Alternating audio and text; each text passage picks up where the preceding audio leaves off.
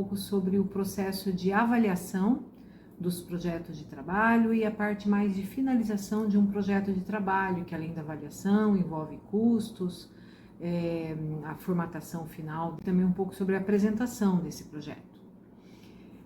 Então, primeiramente, sobre a avaliação.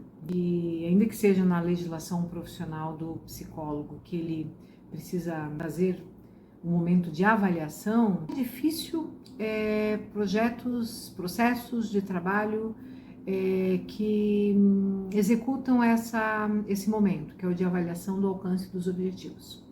Eu costumo pensar que às vezes a própria definição de objetivos ela é bastante sofrível na prática profissional dos psicólogos.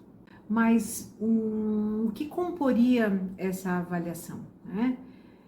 Aqui eu estou pensando na avaliação naquilo que seja possível com relação à eficácia, à eficiência, à efetividade e até mesmo com relação ao impacto do trabalho realizado. Então vamos falar um pouquinho dessas dimensões da avaliação.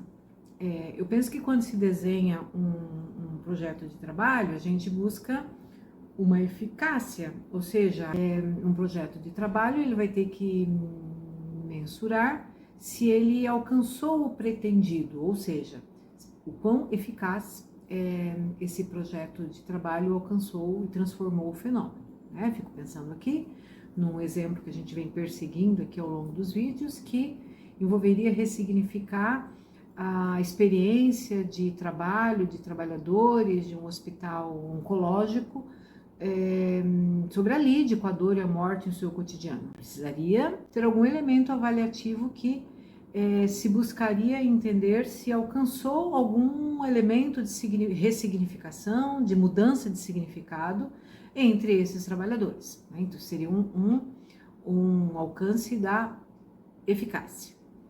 Outra dimensão a ser avaliada em processos de intervenção por parte de psicólogos, e eu diria que outras intervenções por parte de outros profissionais também precisam se haver com esses processos de avaliação, é a eficiência, ou seja, se o modo como foi realizado buscou pelo melhor método.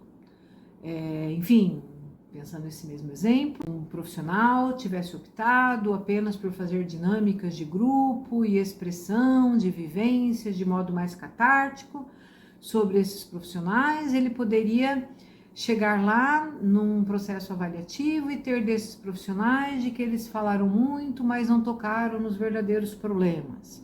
Isso poderia ser uma avaliação de eficiência, ou seja, o método que adotamos não foi eficiente, não alcançou os objetivos.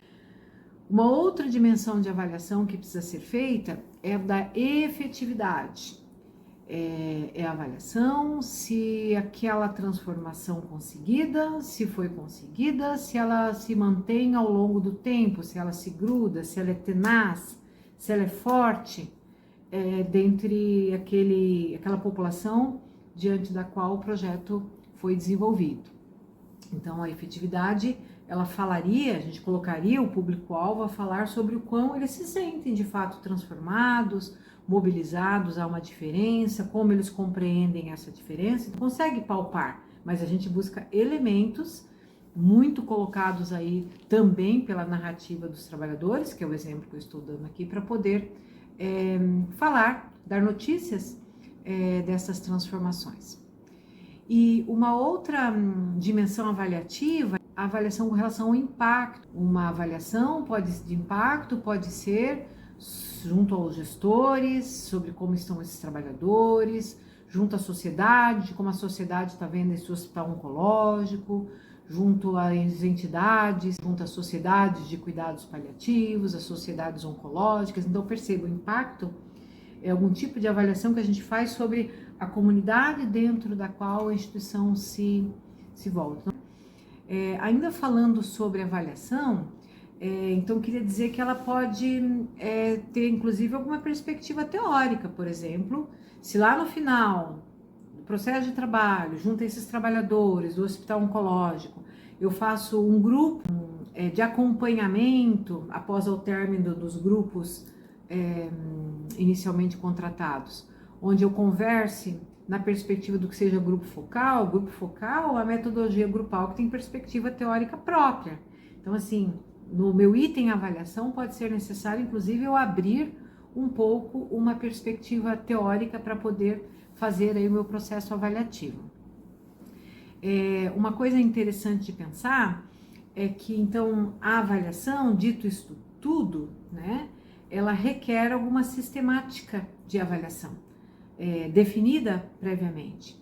Então, um exemplo que eu gosto sempre de pensar é a ideia de avaliação por objetivos, proposta aí por diferentes autores. Aqui eu uso o Castanhar, que ele vai falar da necessidade de, quem sabe, a gente criar um quadro com os nossos objetivos e ver o que indicadores eu buscaria para avaliar o cumprimento de cada um desses objetivos, que informações eu precisaria coletar, planejar um tanto essas coletas de dados para avaliação de objetivo. Então, eu estou falando que para avaliação dos resultados pode ser necessário sempre a gente pensar em algum tipo de, abre aspas, pesquisa, mas uma pesquisa de levantamento junto às pessoas que participaram aí do processo.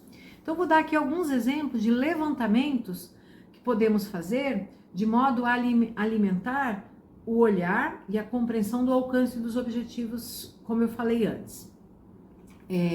Eu posso fazer questionários, entrevistas focais, grupos focais, como eu havia falado. Eu posso fazer análise de registros institucionais, as frequências nas atividades que envolvem o projeto, como atas de reuniões.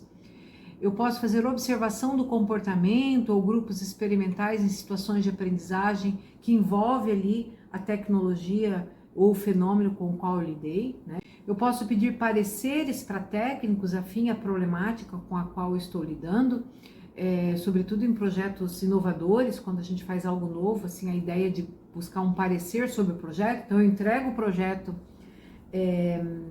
para alguém, eu entrego seus resultados para alguém, sei lá, alguém, pensando no exemplo que eu venho perseguindo aqui, alguém da área de cuidados paliativos, e ela me dá um parecer sobre a avaliação da eficiência, eficácia, efetividade e até impacto desse projeto.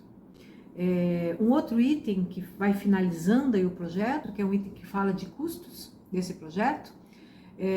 O custo, ele deve envolver aí o trabalho da pessoa responsável, de uma equipe que vai estar realizando esse trabalho. Ele deve envolver aí as etapas de planejamento das atividades, as horas também de execução, e também ali o período de avaliação, né? Acho que na profissão de psicólogo nós temos parâmetros estabelecidos pela FENAPS e divulgadas pelo Conselho Federal de Psicologia. E aí, por fim, nós temos o item que ele vai tratar da formatação, né? Um formato próximo do formato acadêmico, na citação de referências, enfim. No Brasil temos usado aí as normas técnicas da ABNT, Associação Brasileira de Normas Técnicas. Eu acho que é uma boa referência. E estou dizendo isso aqui porque, ao final, devem ser indicadas todas as referências, e aí digo referências não só de livros, mas também revistas científicas, vídeos, páginas de internet. E para finalizar, eu penso que falar um pouco sobre a apresentação oral do projeto ela é bem importante. Ela deve ser uma apresentação breve, deve ser dada preferência para exibição em recursos visuais adequados, de modo sintético, por meio de tópicos, e sobretudo o autor, o psicólogo, estar aberto a escutar, a pensar as sugestões, aquelas que poderiam ser absorvidas pela proposta de trabalho. E é isso, um abraço a todos. Caso tenha alguma sugestão a fazer a esse material, ele também é composto por um texto no qual apresento essas etapas todas. Enfim, fico à disposição para quaisquer tipos de